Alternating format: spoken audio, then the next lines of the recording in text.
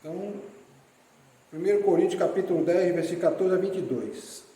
Eu coloquei como título da mensagem: resista à idolatria. E escolha amigos com sabedoria. Porque muitas vezes, dependendo do amigo que a gente tem, ele pode nos levar à idolatria também. Aí eu vou ler o texto. Portanto, meus amados, fugi da idolatria. Paulo está escrevendo aos irmãos de Corinto dizendo isso. Falo como é criterioso, julgai vós mesmos o que digo. Porventura, o cálice da bênção, que abençoamos, não é a comunhão do sangue de Cristo. Ele está falando do cálice na hora da ceia. Tá? E o pão que partimos não é a comunhão do corpo de Cristo. Então ele está falando de ceia aqui. Porque nós, embora muitos, somos unicamente um pão, um só corpo, porque todos participamos do único pão. Considerai o Israel segundo a carne. Não é certo que aqueles que se alimentam dos sacrifícios são participantes do altar? Que digo, pois, que o sacrifício ao ídolo é alguma coisa? Ou que o próprio ídolo tem alguma coisa? Antes digo, as coisas que eles sacrificam é a demônios, que as sacrificam e não a Deus. E eu não quero que vos torneis associados aos demônios. Não podeis beber o cálice do Senhor e o cálice dos demônios. Não podeis ser participantes da mesa do Senhor e da mesa dos demônios. Ou provocaremos zelos no Senhor? Somos acaso mais fortes que Ele? Então, a gente vai refletir sobre esse texto. Vejam só, meus irmãos, Paulo nesse texto aqui. Aliás, antes disso, vamos orar, né? Vamos orar pedindo a intervenção de Deus para que a gente possa entender bem o que esse texto quer nos ensinar. E os irmãos, alguns vão se identificar com a idolatria, depois da exposição desse texto, em algumas situações, certo? É bom, irmão, ficar bem atento, ouvidos atentos e os olhos bem abertos. Senhor, muito obrigado por todos os que o Senhor trouxe até aqui. Muito obrigado por me dar essa oportunidade de expor a Tua palavra. Mas, Senhor, eu quero falar apenas aquilo que Tu queres que seja falado. Tu inspirou Paulo a escrever isso aqui, a falar isso para os irmãos de Coríntios, e isso serve de lição para nós também. Muitas vezes a forma como Paulo escreve leva muitos a não entender o que ele quis dizer, mas essa é a função do pastor, do ministro, daquele que ensina a palavra. Tornar claro aquilo que muitas vezes está em linguagem um pouco além da realidade de muitos. Me ajuda a expor esse texto que se torne claro para as pessoas. É isso que eu te peço em nome de Jesus. Amém. Amém. Olha só, Paulo nesse texto ele descreve que é essencial fugir da idolatria. É a primeira frase, começa dizendo, meus amados, fugir da idolatria. Se ele está dizendo que é para fugir da idolatria, é porque está havendo a possibilidade da idolatria. E eu digo mesmo aqui para os irmãos, meus irmãos amados, fujam da idolatria. E da adoração a qualquer tipo de ídolo. E aí, quando fala em ídolo, alguém pode pensar que é um santo, uma imagem. Não é só isso não. É muito mais amplo. Tem gente que vai se surpreender, porque muitas vezes a pessoa idolatra a si mesma.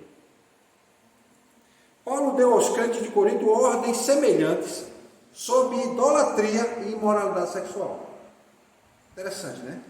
Paulo dizia, fujam da imoralidade sexual. Lá no versículo 5, no capítulo 5 e 6, ele diz isso. E aqui ele está dizendo, fujam da idolatria.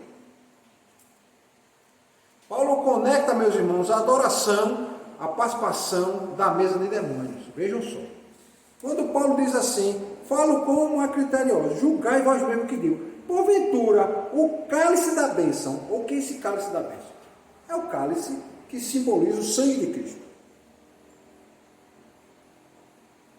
Não é a comunhão do sangue de Cristo, ou seja, aquele cálice está ali para representar o sangue de Cristo. Então, quando nós bebemos o cálice, nós estamos em comunhão com Cristo por meio do seu sangue. Isso é um mistério, mas eu vou expor aqui sobre isso. Outra coisa que ele diz, o pão que partimos não é a comunhão do corpo de Cristo. O que é que ele está dizendo? Nós estamos participando do corpo de Cristo. Se estamos participando do corpo de Cristo, temos que ter critérios em qual mesa nós vamos participar aí fora. Em qual mesa nós vamos participar? Então, meus irmãos, estar envolvido com idolatria faz com que as pessoas participem e se relacionem com demônios. É isso que Paulo está dizendo. E para saber se você faz algo que pode ser idolatria, você tem que fazer a seguinte pergunta: isso que eu estou fazendo glorificará a Deus?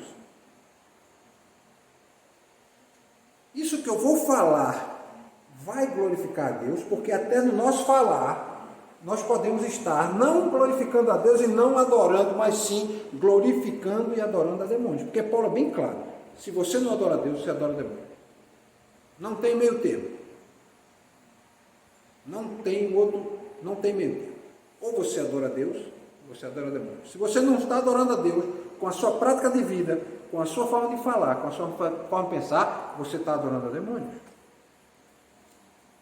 E Paulo quer chamar a atenção de que a adoração a ídolo é um pecado extremamente sério. Porque vejam só, o próprio Deus nos 10 mandamentos diz o quê? Amarás a Deus sobre todas as coisas. Não terás outro Deus diante de ti. Primeira coisa foi que Deus disse: olha, vocês não terão outro Deus. Só há um Deus, Criador de tudo. Aí Jesus diz: olha, para que você possa entender que você não vai cometer idolatria, você ama a Deus sobre todas as coisas. As pessoas podem idolatrar sua própria família, filhos idolatrarem pais, pais idolatrarem filhos, esposas idolatrarem maridos, maridos idolatrarem esposas, funcionários idolatrarem seu emprego. E chega ao ponto de pessoas idolatrarem a si mesmo. Ele é um egolatra, é aquele que adora a si mesmo. Ele começa a olhar para o espelho e começa a dizer assim: grandioso és tu. Você é diferente, você é diferenciado, você é melhor, você está além, acima da média. Quem passou por esse problema? Satanás. Lúcifer estava no céu comum, chefe e mestre do canto dos anjos, do coro celestial, e surgiu no coração dele o quê? A soberba, a vaidade de dizer: eu sou melhor, eu posso fazer algo diferente daquele que me criou. Tem uma história, eu não sei se é verdade, mas tem um ensinamento. E um dia, isso foi na Argentina, eu não sei se eu contei isso para os irmãos, existia um pastor chamado Jim Swaggart, e um dos apoiadores disse que quando ele subiu a escada do estádio do Boca Juniors, que ele olhou a arquibancada completamente lotada de gente para ouvir ele falar, ele disse assim: Deus precisa do meu ministério. E ali foi o começo da queda. E eu posso dizer a mesma coisa? Não, Deus não precisa do meu ministério. Deus não precisa do ministério de nenhum pastor. O pastor é um instrumento de Deus, mas quando o pastor começa a achar que o ministério dele é imprescindível, ele é insubstituível, ele está começando a cometer idolatria consigo mesmo. Então Paulo nos lembra que os cristãos de Coríntios, que na cidade onde eles moravam, eles estavam saturadas de ídolos. E nós hoje vivemos numa sociedade saturada de ídolos. Um aparelho eletrônico pode ser um ídolo, um celular pode ser um ídolo. TV, acesso à internet.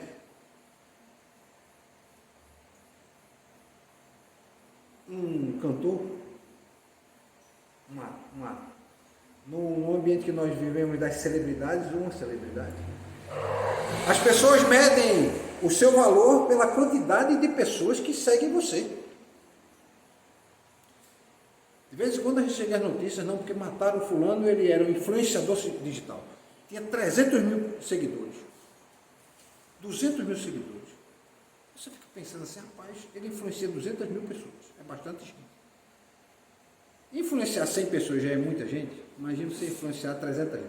Agora mesmo eu vinha no caminho, ouvindo o jornal, e aí o debate era a respeito de redes sociais, e esses dias um homem mais rico do mundo comprou uma das redes sociais, que é a rede social que trabalha com mensagem, chamada Twitter, né? Que é o Elon Musk. Ele comprou com o objetivo de que as pessoas pudessem falar o que quisessem. Ele tem o princípio da liberdade de expressão plena, ou seja, você pode falar o que você quiser. E depois assuma as consequências do que você vai falar. Você tem liberdade para falar, agora também assuma as consequências do que você vai falar. Ninguém pode censurar você pelo que você vai falar. Agora você tem que assumir as consequências que vai falar. E aí um falou assim, rapaz, eu estava com 1 milhão de seguidores, agora eu tenho 1.400.000 seguidores.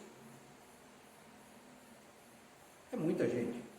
O próprio dono que comprou esse rapaz tem 83 milhões de seguidores. É quase 1/3 da população do nosso país. Isso gente do mundo todo, né, que segue ele. Então hoje o mundo está sendo medido pela popularidade. Pessoas idolatram autores de livros, idolatram artistas, idolatram essas personalidades da internet. E Paulo está chamando a atenção que tem que ter cuidado, porque a linha onde termina a adoração a Deus e começa a idolatria é muito tênue.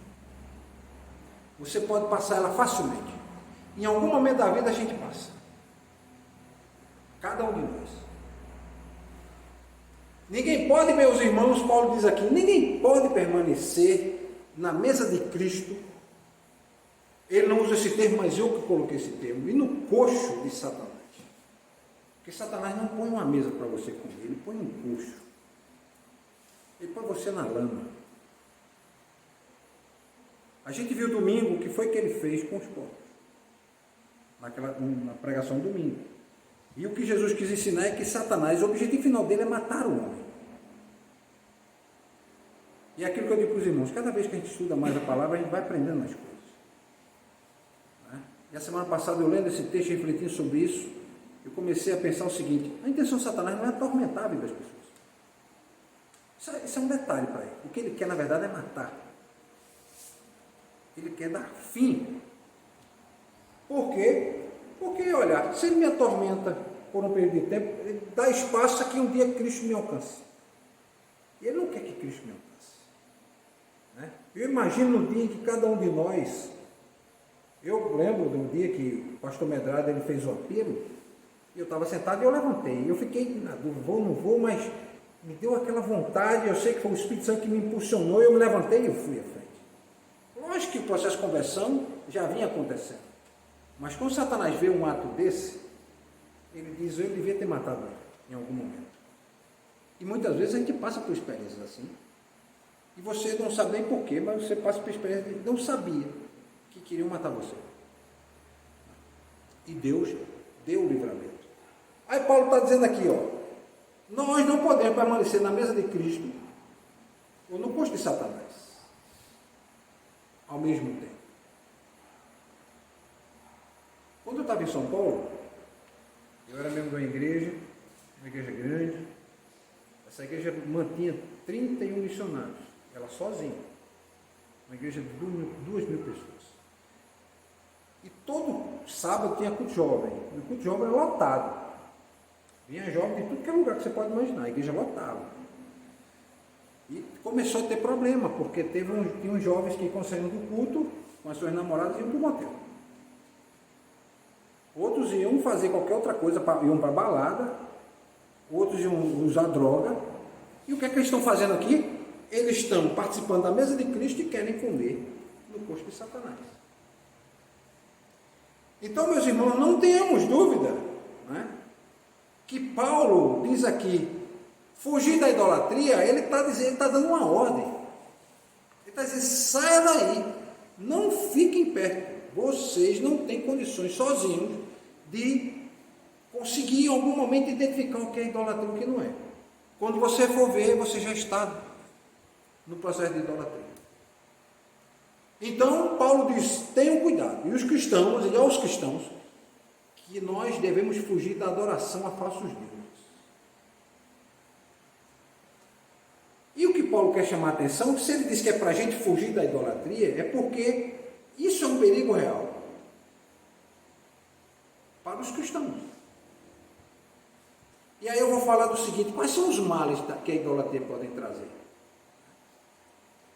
A idolatria ela é nociva para o ser humano porque, geralmente, a idolatria é demonstrada por um apego exagerado a algo que ele gosta e às vezes até pensa que faz bem. Alguns jovens não podem estar vindo para a igreja porque estão sentados na frente do computador diante de um jogo eletrônico. Às vezes no celular, às vezes no computador. E aquilo é um processo de idolatria. Muitas vezes deixam de ler a palavra, deixam de comer, deixam de viver para viver aquilo. Isso é um processo de idolatria.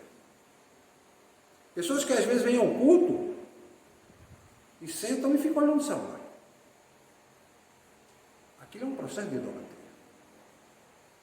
Tem pessoas que idolatram o próprio carro, idolatram a própria casa, idolatram qualquer coisa que só ele pode possuir aquilo, ele não cede para ninguém. Não estou dizendo que você tem que sair emprestando tudo que você tem, mas eu estou dizendo que muitas vezes o apego muito grande demonstra um pouco de idolatria. A pessoa que está, meus irmãos, na parte de idolatria, tem por fonte de vida aquilo que idolatra. Pois ele vive pelo que ele adora e ele assume os valores associados ao ídolo. Quantas pessoas você não conhece que muitas vezes quer se vestir igual aquele cantor que ele vê usando aquela roupa? Usar o perfume que aquela atriz está usando? Usar o corte de cabelo porque fulano usa aquele corte de cabelo? Nada contra a pessoa que achou bonito fazer, mas quando a pessoa começa nesse processo, ela está entrando no processo de idolatria, ela não está percebendo. E ela tem que perceber. Porque muitas vezes aquele ídolo, aquela pessoa, começa a emitir opiniões e você começa a tomar como verdade para você e viver a vida segundo o estilo de vida daquela pessoa. E aí começa o processo de idolatria. Quando isso começa a surgir na vida do ser humano, a soberania de Deus ela é afrontada. Todos nós entendemos que Deus é soberano, não é isso, irmão? Não é, irmão? Mas quando nós começamos a deixar de dar a Deus o tempo devido e o valor devido a Ele, nós começamos num processo de idolatria.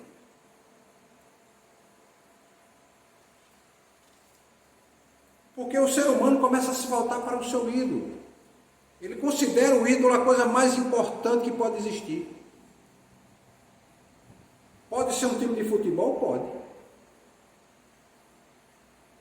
Eu lembro que teve um campeonato aqui, se eu não me engano, parece que foi campeonato das confederações. E um ano antes da Copa que ia ser no Brasil, a final foi Brasil e Espanha. E era no horário do culto. E a gente foi para a igreja estava vazia. Pouquíssimas pessoas estavam no culto. Por quê? Não, eu vou ficar para assistir o jogo. Tem algum problema você assistir um jogo de futebol? Não, mas quando isso começa a comprometer a tua comunhão com Deus, é um problema. Mas pastor, era só um jogo. Mas isso pode ser o pontapé inicial de você abrir um espaço na tua vida para começar um processo de idolatria que pode começar com um jogo e terminar no outra área. Vejamos alguns exemplos, meus irmãos, de idolatria. Uma busca de autorrealização. O que é a busca da autorrealização? Muitas vezes a gente busca, e é natural o ser humano a gente querer melhorar sempre, não é? A gente quer melhorar sempre. A gente quer ter uma casa melhor, a gente quer ter um emprego melhor, a gente quer ter uma roupa melhor, a gente quer comer uma comida melhor, a gente quer ter um conforto. Isso não é problema. O problema é quando isso é o fim de tudo. Isso é um fim nele mesmo. Quando você começa, por exemplo, reforma sua casa, você melhora de casa.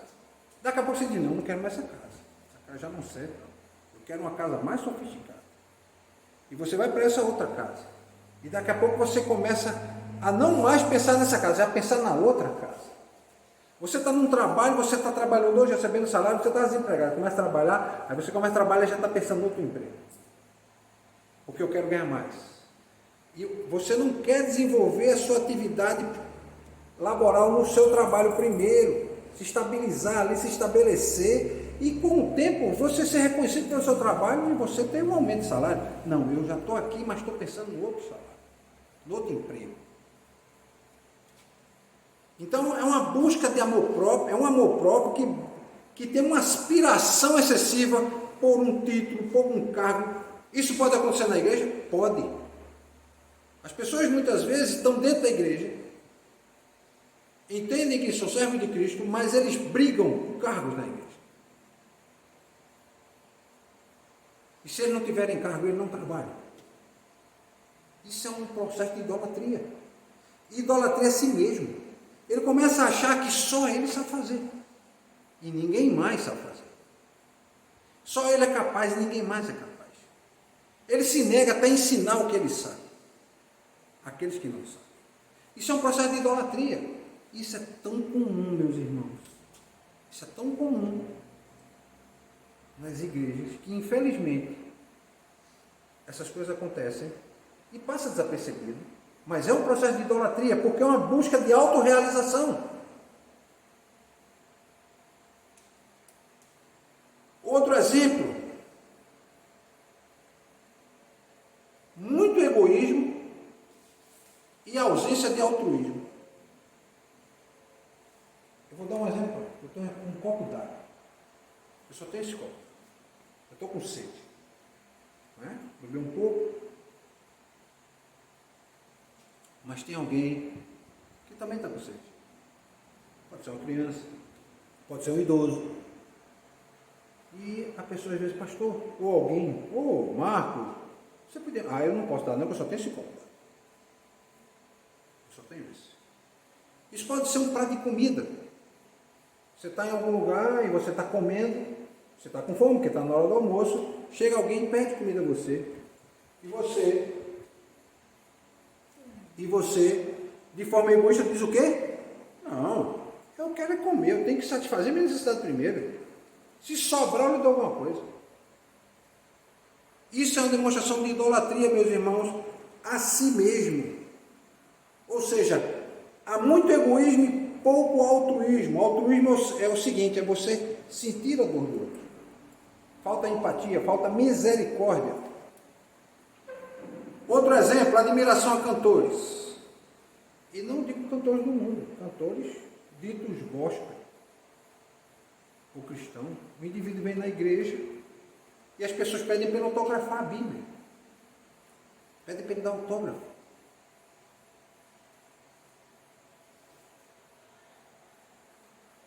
E eu já vi coisa pior do que isso. De alguns irmãos esperarem terminar um show, por exemplo, de algum cantor, e depois irem para um motel com esse cantor.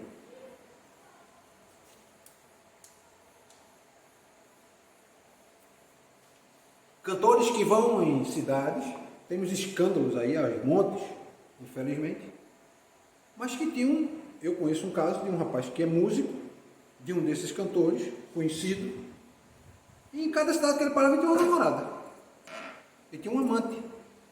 Ele saía do aeroporto aqui de Recife, beijava a esposa, quando ele descia no aeroporto onde ele chegava, ele beijava a mulher que estava lá esperando. Quando ele terminava de cantar naquele lugar, ele ia, isso é adultério? Mas isso é também idolatria. Idolatria a si mesmo. E aqueles que têm se envolvendo com esse cantor, com esse artista, estão cometendo adultério, mas estão cometendo também um ato de idolatria. Outro exemplo de idolatria, desejo de ser famoso. Desejo de autoexibição. Quantas pessoas você não vê jovens na internet com canais no YouTube, canais no Instagram, canais no TikTok, tanta coisa, e querem ser famosos. Jovens da igreja que às vezes deixam de fazer todo tipo de atividade porque querem estar na internet o tempo todo, porque ser famoso. Se você faz uma atividade que chama a atenção das pessoas e as pessoas começam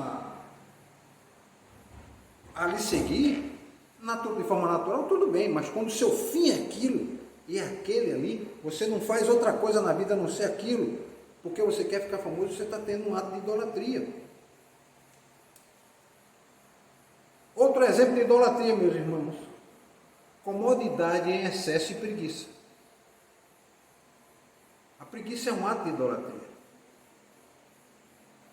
A pessoa viver de maneira cômoda. Fulano, vamos dar para fazer isso aqui, rapaz, não dá não. Nunca ajuda, nunca está disponível. Aquilo é um ato de idolatria a si mesmo. Ele acha que ele é superior aos outros e, portanto, ele não pode fazer aquilo. É um ato de idolatria a si mesmo. Outro exemplo de idolatria que muitas vezes a gente vê, culto a pastores e culto a anjos. Pastores que entram na igreja e começam a abrir as mãos e passam, ou saem passando o seu terno, para que as pessoas possam tocar e receber a unção. Onde que tem isso na palavra? Isso é manifestação demoníaca. Isso não é manifestação de Deus.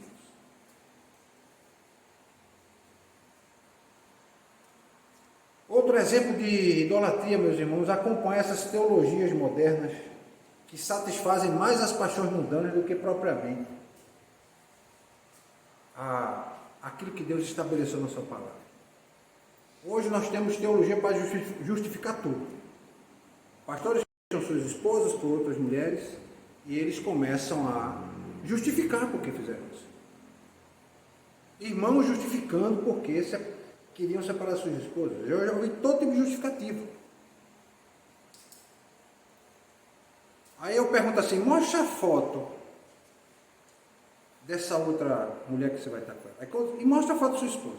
Aí quando você vê, a esposa está ali, 25 anos casada, 30 anos casada, já está mais idosa, tá gordinha, já está cheia de cabelo branco, já não está com aquela flor da juventude, né? Aí quando você vai ver a mulher que ele está com ela é bem mais nova.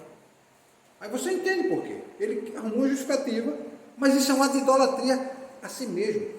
Adultério também é um ato de idolatria, é um ato de egolatria. Quando a gente idolatra a nós mesmos. Homens que buscam textos bíblicos para atender às suas próprias necessidades.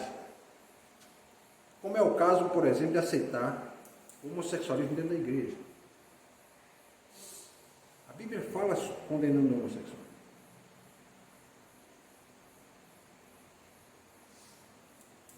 Agora, uma diferença é o ato em si, outra coisa é o desejo.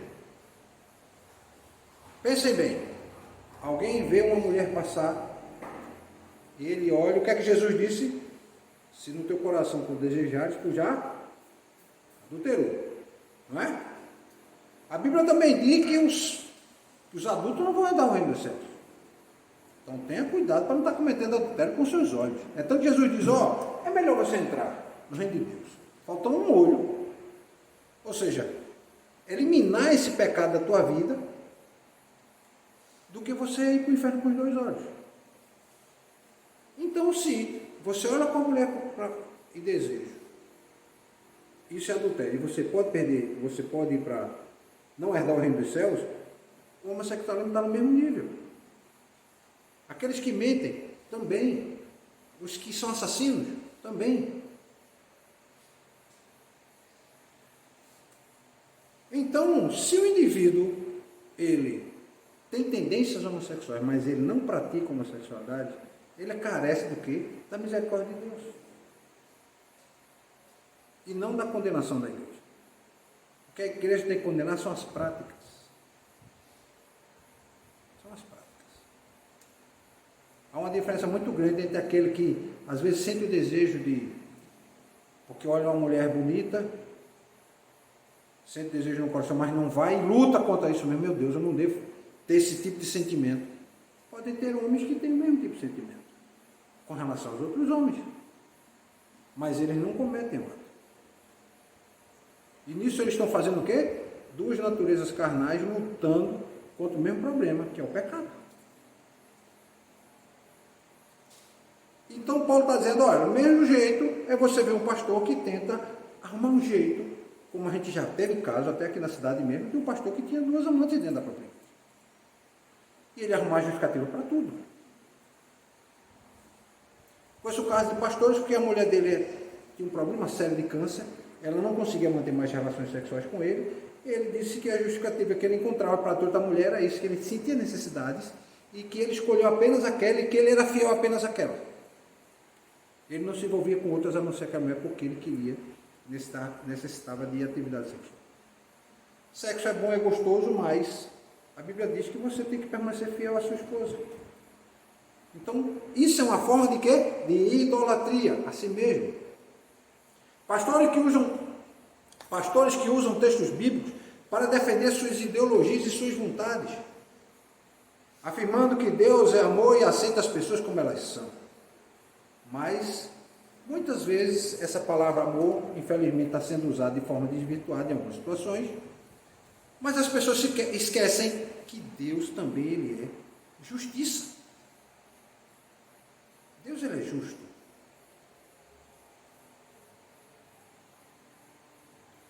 Então, muitas vezes, achar que Deus é amor, aceita tudo. Não, ele aceita todos. Porque o próprio Jesus disse, vinde como estáis. Né? Vinde como estáis, venha como você está. E depois o Espírito Santo vai fazer o quê? Vai começar a mostrar para você. Isso aqui pode, isso aqui não pode. E você naturalmente vai deixando. Você vai começando a sentir não mais prazer naquilo. Uma vez eu até contei para os irmãos aqui que eu, na minha adolescência, minha juventude, eu me converti com 17 anos. Mas dos meus 13 até os 17 anos, eu adorava a festa de carnaval. Achava a melhor festa do ano.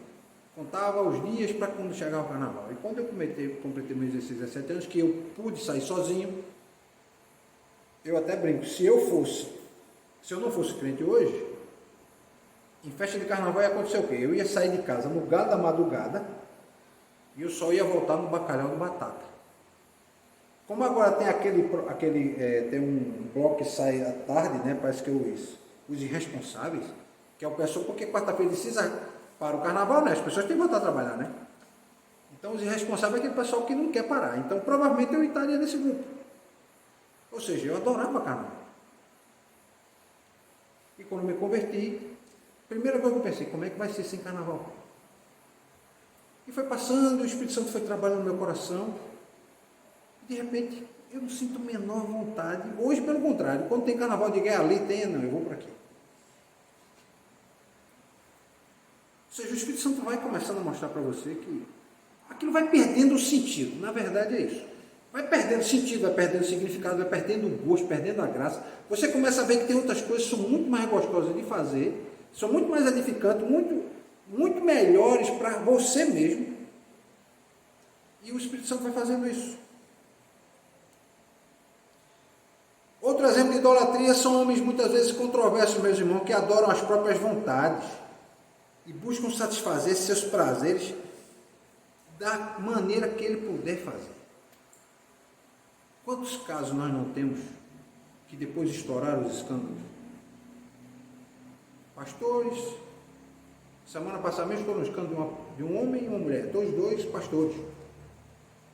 Se eu não me engano, parece que foi no Amazonas. O pastor saiu da sua igreja, e eles estavam se encontrando no motel. E o marido da esposa, e a esposa do pastor, o marido da pastora e o esposo do pastor, foram para o motel flagrar os dois. Então, é uma vida controversa. Ou seja, eles adoram as próprias vontades. Eu quero satisfazer minhas vontades. Paulo está dizendo que isso é idolatria. Ou seja, buscar satisfazer os prazeres de qualquer forma.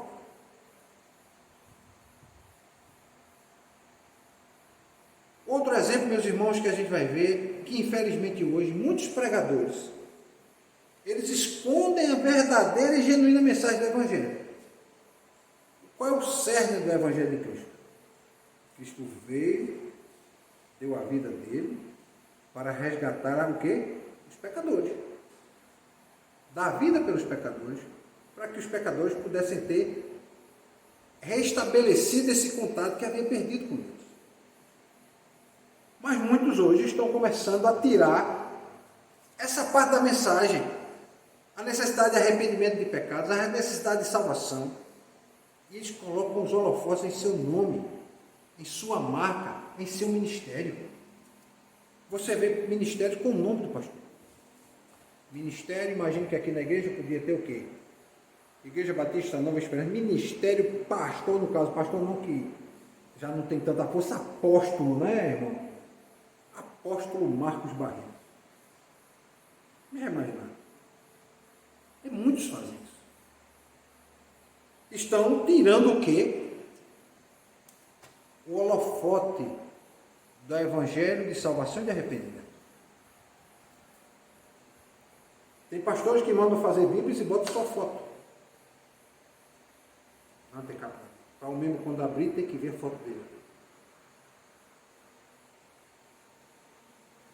Muitos deles retiraram a cruz, retiraram o Calvário, retiraram a salvação do centro da mensagem. Tanto da mensagem como que eles pregam, como das suas vidas. Muitos pastores retiraram a cruz, a salvação, Cristo, das suas mensagens e das suas vidas.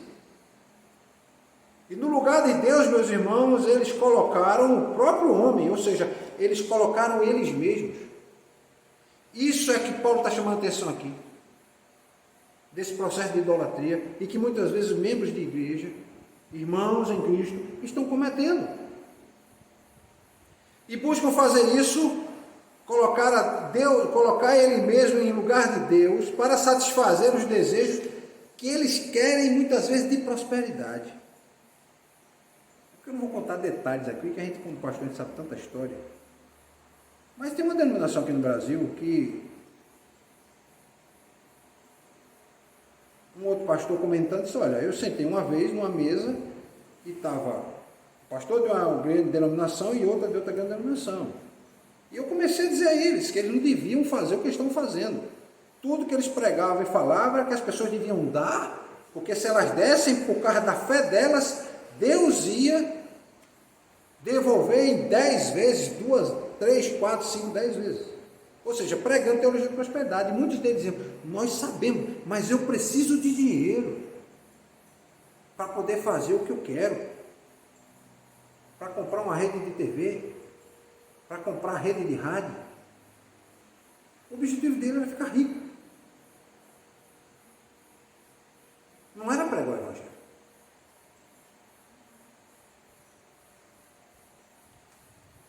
E a gente não pode esquecer, meus irmãos, que idolatria é tudo aquilo que se põe na frente de Deus. Tudo aquilo que você coloca na frente de Deus. E se a gente for olhar bem, quase sempre a gente está fazendo isso, né?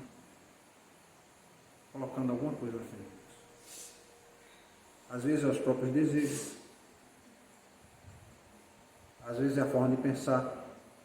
Às vezes é questionar a palavra, tem isso aqui, mas não vou fazer isso não. Isso está desatualizado. Essa Bíblia foi escrita 2000 anos atrás e ela não serve para mim hoje. Tem muitos pastores que falam isso, que precisa atualizar a Bíblia. Isso é um ato de idolatria. A idolatria, meus irmãos, começa no coração do homem.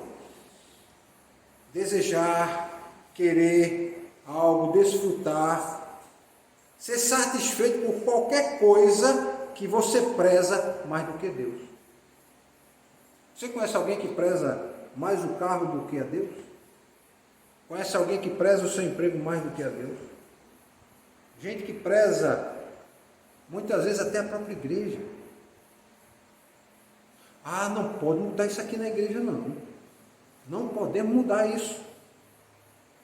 E às vezes aquela mudança é para melhorar a propagação do Evangelho, a pregação do Evangelho, mas a pessoa se levanta contra. Porque ela está idolatrando o prédio. Hoje não podemos mudar a cor. Não podemos mudar o formato da igreja, tem que ser desse jeito, tem que ser dessa forma. Isso é um ato de idolatria. Portanto, meus irmãos, qualquer um que toma o lugar de Deus, né, na sua vida, é idolatria, um ato de idolatria. E só Deus merece adoração. Como só há um Deus que é Espírito e não pode ser representado por imagens, nem objetos criados por homens, o segundo mandamento proíbe a idolatria.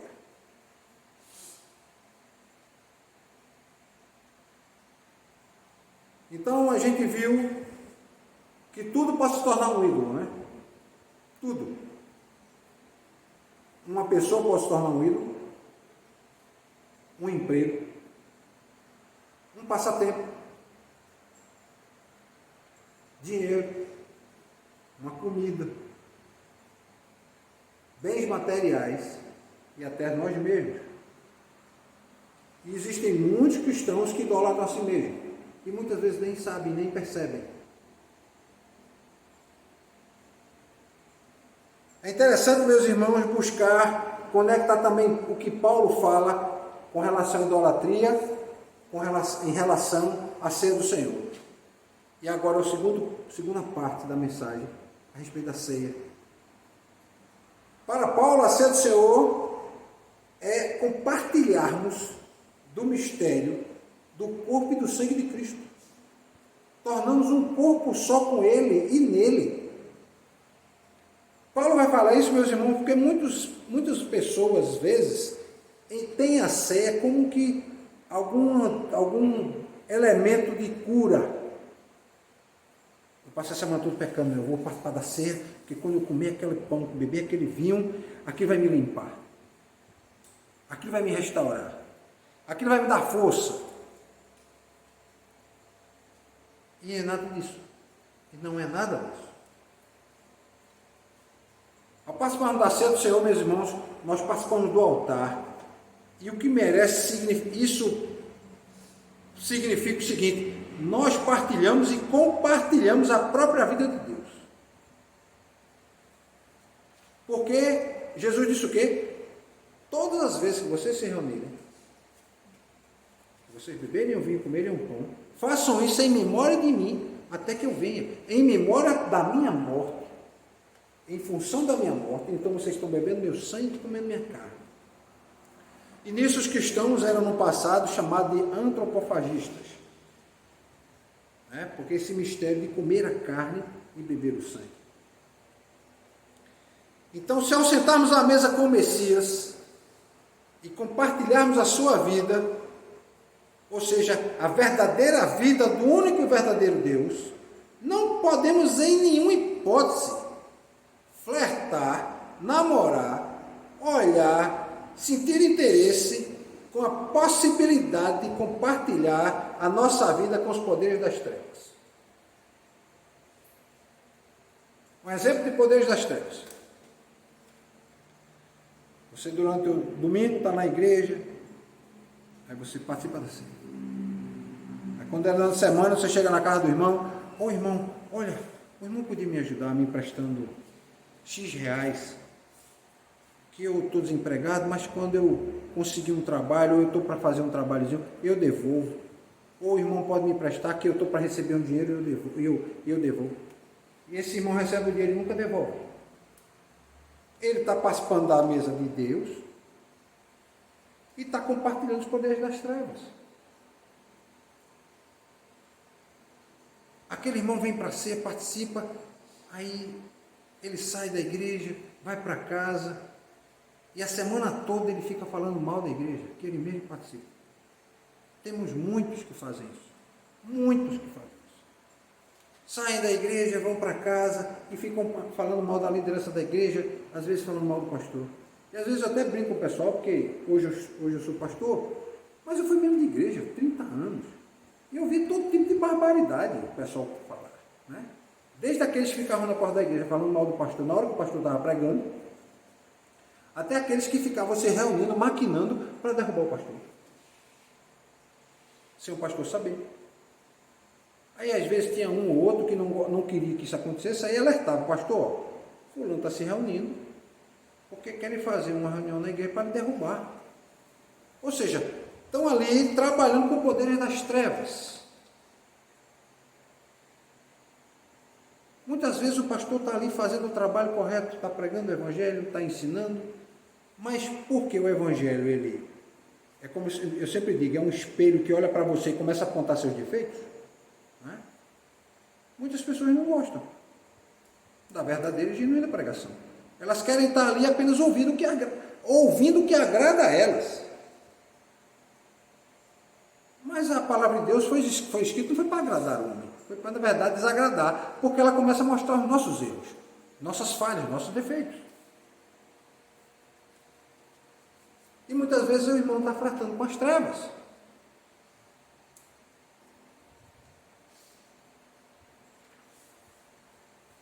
Não há, meus irmãos, a mínima possibilidade de você sentar na mesa do Senhor e a mesa de demônios. E Paulo chama a atenção o seguinte: olha, tudo bem, você está fazendo o quê? Você vai, participa da ceia, vai para o culto, mas quando você chega em um lugar, ou no seu trabalho, começa a falar mal daquele lugar, ou fala mal do Evangelho, você, na verdade, você nunca participou da mesa de Cristo. Você sempre participou da mesa de Satanás.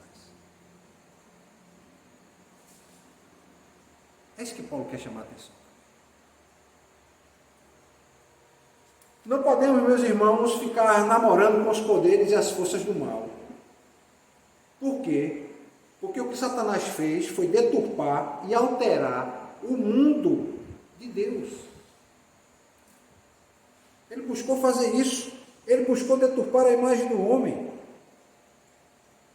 Ou seja, ele buscou, quando ele chega no Éden e faz com que Eva coma daquele fruto, e Adão a mesma coisa, o que é que isso levou como resultado ao homem? Ele alterou as condições intelectuais, morais, psicológicas, a condição física, a saúde do homem, pois ele age como adversário do homem e muitas vezes parece ser bom. Ele demonstra-se bom. Não pense que Satanás, muitas vezes, as forças das trevas, vai chegar para você se mostrando como força das trevas, se mostra como uma coisa boa.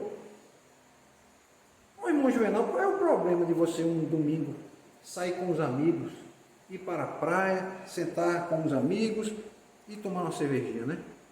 Oh, que pecado nisso, né, irmão Juvenal? Mas os irmãos esquecem de quê?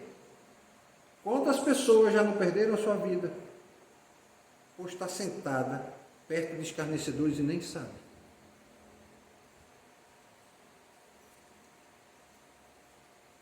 Por estarem junto de alguém que estava marcado para morrer e você nem sabia?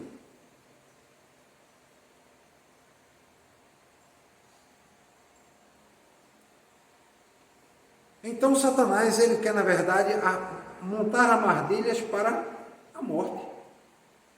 Cristo nos libertou, mas, meus irmãos, essa liberdade, Paulo quer chamar a atenção, não nos dá o direito de escolher para que lado nós queremos ir. Não, eu não tenho o direito agora de escolher fazer o que eu quero, não. Agora eu sou livre, Deus me libertou e posso fazer o que eu quiser.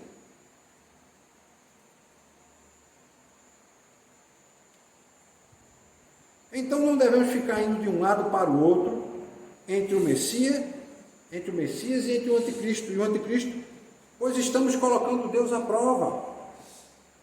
Muitas vezes a gente coloca Deus à prova, está fazendo certas coisas. Ah não, Deus, a palavra diz que Deus não vai deixar um dos seus filhos tropeçar em uma pedra. Vai mandar os anjos, não é? Mas o que foi que Jesus disse quando Satanás falou isso para ele? Também está escrito: não tentarás ao Senhor teu Deus. Não tentarás. Não precisamos mais, meus irmãos, ver o mundo como lugar de disputa, né, entre o bem e o mal. Sabe por quê? Porque a ressurreição de Cristo derrotou a morte e derrotou o Deus desse céu. E muitas vezes a gente fica achando, né, que o mundo é uma luta de bem contra o mal. Não. O mal já está derrotado. O que nós temos que saber fazer é escolher de que lado nós estamos. Então a gente não pode utilizar nossos corpos como instrumento de batalha, achando que vamos derrotar Satanás sozinhos. Quando José foi convidado para ser administrador da casa de Potifar, ele devia a Potifar o respeito, por ser patrão dele, chefe dele. E quando a mulher de Potifar tentou agarrar José, o que José fez? Ele correu. Aí muita gente diz assim, ele era um cara fraco, porque ele correu. Não, aí é que ele foi forte. Ele não pegou e pensou, não, eu sou eu sou servo do Deus Altíssimo e eu não caio. Eu vou permanecer firme, ela vai me agarrar, ela pode tirar a roupa, fazer o que quiser, eu não vou conseguir cair. Não, pelo contrário, ele viu que não tinha condições, ele não era forte o suficiente para resistir isso, porque muitas vezes Satanás arma ciladas para que a gente caia exatamente naquilo que nós somos fracos. Ele não vai tentar você naquilo que você é forte. E naquilo que você é fraco, é aquilo que Paulo diz. Olha, quando é que eu estou fraco, é que eu estou forte. Fraco no que sentido? É quando eu reconheço que eu não estou forte nessa área e eu peço a ajuda de Deus, a misericórdia de Deus, e aí eu consigo ter força, porque o Espírito Santo me dá força. Se ao sentar na mesa, meus irmãos, com o Messias, nós compartilhamos a sua vida, nós compartilhamos a verdadeira vida. Mas Paulo quer chamar a atenção que nos dias dele, muitas vezes os homens não queriam fazer isso, queriam participar da adoração de falsos deuses.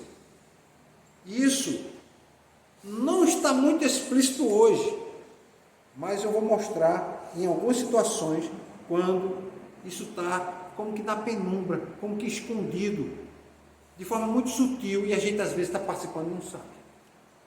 Essas forças espirituais hoje, meus irmãos, elas não são tão pessoais como no passado. Nós tínhamos a deusa Artemis, o deus Júpiter, nós tínhamos Moloque, nós víamos a imagem. Hoje não. Moloque está nas ideias, está nos comportamentos, está na forma de pensar, na forma de agir de muitas pessoas. Ou seja, ele essa ideia, esses deuses, essas forças espirituais, agem de maneira semi-pessoal. Você não percebe, está nas pessoas, mas você não percebe. Elas participam nas sombras, muitas vezes patrocinadas pelo dinheiro, patrocinadas pelo sexo, muitas vezes estão nas empresas, nos valores das empresas. A gente viu um caso de um deputado estadual de São Paulo, não sei se os irmãos viram, que ele disse que foi para a Ucrânia para trabalhar ajudando os ucranianos numa guerra contra a Rússia, e ele, na verdade, o objetivo dele não era esse. Ele foi fazer turismo sexual. E ele gravou um áudio no WhatsApp, e o azar dele é que alguém do WhatsApp, que não era amigo dele, né, estava um grupo de amigos, e ele disse que a fila das moças ucranianas, das mulheres que estavam fugindo da guerra da Rússia, eram de mulheres lindas e maravilhosas. E ele diz assim, na melhor balada em São Paulo, você não vai encontrar uma fila com mulheres tão bonitas. E ele disse mais, e ainda tem um detalhe, e elas são fáceis. E elas são fáceis porque são pobres. Qual é o Deus dele? O Deus dele é o sexo. Ele foi para lá, não foi para ajudar. E ele terminou renunciando ao mandato. Então essa ideia que está por trás desse Deus do sexo, da libertinagem, licenciosidade, está nas ideias, está nas penumbras, está na mente do indivíduo. Ninguém sabia, se conviveu 3 anos e meio com ele como deputado, fazendo leis, e o indivíduo tem esse tipo de mente, tem esse tipo de procedimento. Muitas vezes nas empresas, os valores das empresas. Valores que estão contrariamente opostos aos valores da palavra de Deus. Nas escolas, com seus ensinos deturpados. Semana passada eu tive uma aula, e na verdade o curso está sendo assim quase todos os dias. O professor, se você for tirar o resumo da aula dele, é vergonhoso ser homem. É vergonhoso ser homem.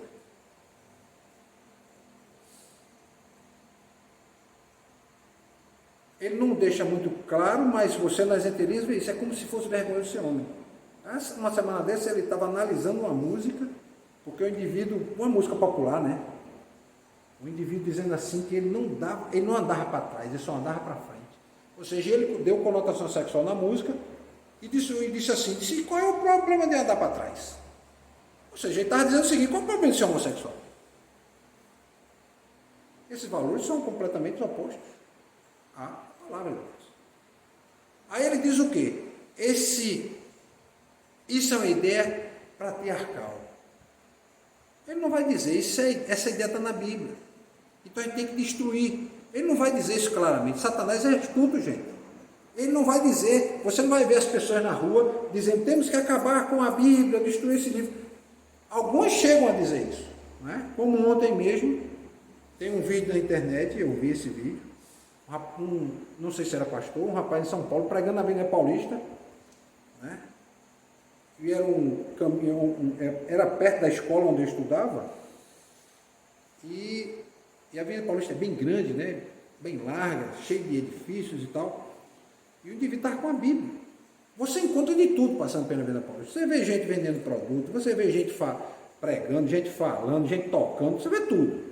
E o indivíduo estava pregando a palavra. O cara começou a gritar, eu só não vou repetir. Ele disse que ia arrancar aquele papel e ia passar, eu não vou dizer onde, mas ele quis dizer que ia usar como papel higiênico. E o indivíduo recuando e ele indo para cima do rapaz. E o rapaz parou e começou a dizer, mas repita o que você disse. E ele começou a gritar cada vez mais alto. Então esses valores, esses ensinos deturpados, meus irmãos, estão na cabeça das pessoas. Isso que Paulo está chamando a atenção. Que essas forças das trevas atuam dessa forma para fazer com que o cristão ou vá para a idolatria, ou vá para a imoralidade sexual, ou muitas vezes ele comece a paquerar com as mesas das trevas. Muitas vezes está nas forças políticas. Semana passada eu vi um candidato aí falando do quê? Qual é o problema de abortar? Qual é o problema? A gente tem que controlar a população, ou seja, a ideia dele de controle populacional se dá através da morte de bebês inocentes. Qual é o problema de fumar um cigarro de maconha? Por que não legalizar? Quantas pessoas não estão com a vida destruída por causa das drogas? E fora outras coisas. E dizer assim, como disse uma vez, por que eu vou prender um adolescente que rouba um celular? E aí foi uma enxurrada de assalto de celular. E ontem mesmo teve um caso em São Paulo de um rapaz, estava com a namorada, vinha do trabalho, e um bandido matou ele com 4 tiros por causa do celular. Ele tomou o celular, o rapaz chegou ajoelhado, deu o celular, disse que não tinha dinheiro. Rapaz com 19 anos. E o bandido matou ele. Por quê? Está comendo na mesa das trevas. Bebendo esses valores que o mundo apresenta e que de forma sutil não é nada demais. Você é vítima. Aquele é um coitado, aquele que matou o outro, aquele é vítima da sociedade. Tirando dele a responsabilidade pelos atos dele, colocando a culpa no outro. Se brincar um pouco, colocando a culpa na vítima. E eu sempre digo, não é porque você é pobre que você vai ser bandido. Porque se fosse assim nas favelas e nas comunidades, dava cheio de bandido. Pelo contrário, as pessoas mais humildes estão lá todos os dias, acordam de manhã, de madrugada, lutam pelas suas vidas, trabalham, querem viver honestamente. Muitas vezes numa casa você cria 2 filhos, um vai para a bandidagem, o outro não vai. Aquele indivíduo não é vítima, não. Ele escolheu aquilo ali. Mas essas forças das trevas querem dizer que aquele indivíduo é vítima. Para poder justificar o crime, justificar a bandidagem, justificar o estupro, justificar tudo. Você pode justificar tudo com isso, com esse tipo de argumento. Então, meus irmãos, essas forças agem ao ponto de dirigir e impor suas vontades aos outros, buscando assumir o comando das nossas escolhas, das nossas vidas. É disso que Paulo está chamando a atenção. Quais são as lições que a gente vai aprender com Paulo aqui? Além dessas que a gente já falou. Primeiro, devemos fugir da idolatria. E Paulo diz isso porque havia indicação que alguns irmãos estavam participando de alguma forma de prática de idolatria, e eu falei aqui com as práticas que muitas vezes a gente mesmo pratica. Segundo, nós devemos compreender e entender o significado da ceia. Os coríntios faziam o seguinte: eles viam comer e beber o cálice como uma espécie de antídoto, como um antídoto sacramental, ou seja, eles participavam a semana toda, cometendo todo tipo de ato, e diziam: não, a gente vai participar da ceia, que aquilo vai nos limpar. E muitas vezes tem gente que pensa assim: vou participar da ceia porque eu acho que é uma forma de eu obter comunhão com Deus, e na verdade o objetivo não é esse. A ceia tem o objetivo de lembrar a morte de Cristo e lembrar a volta dele.